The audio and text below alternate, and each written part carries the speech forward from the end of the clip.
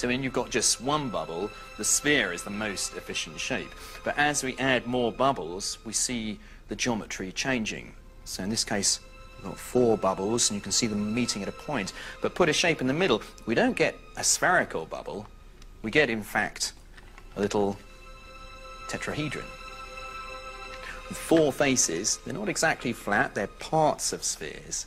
But each time, the bubbles are trying to find the most efficient shape for the arrangement of bubbles. So now we've got 6 bubbles, we've got a little cube appearing in the middle.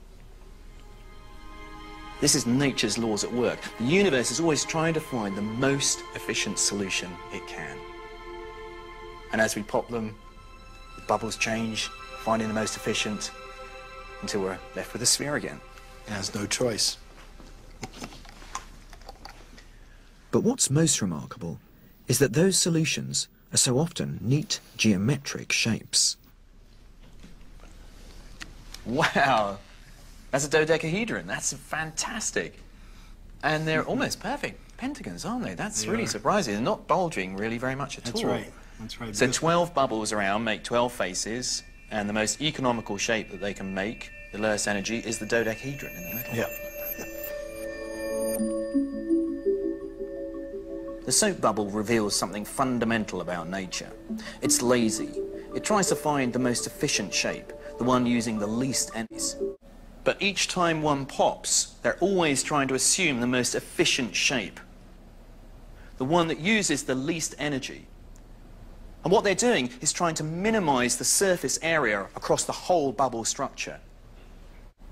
But if we in fact make each of the bubbles the same size, a rather magical shape starts to appear.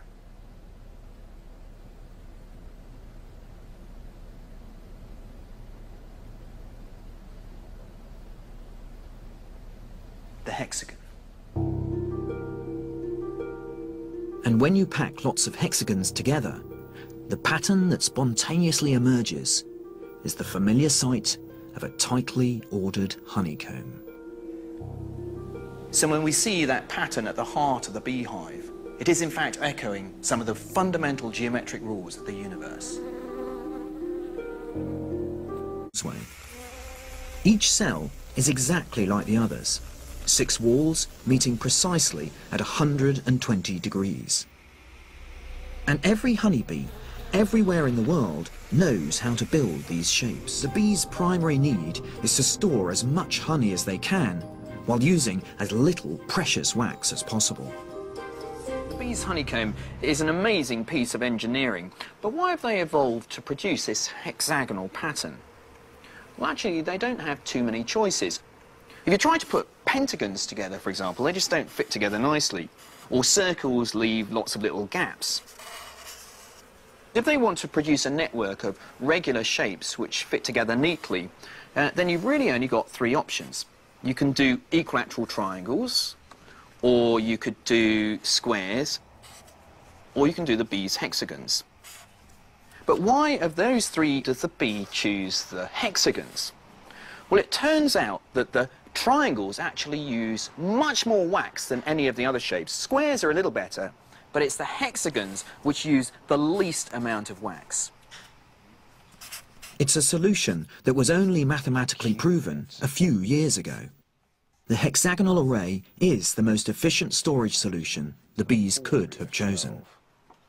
Yet with a little help from evolution, they worked it out for themselves millions of years ago.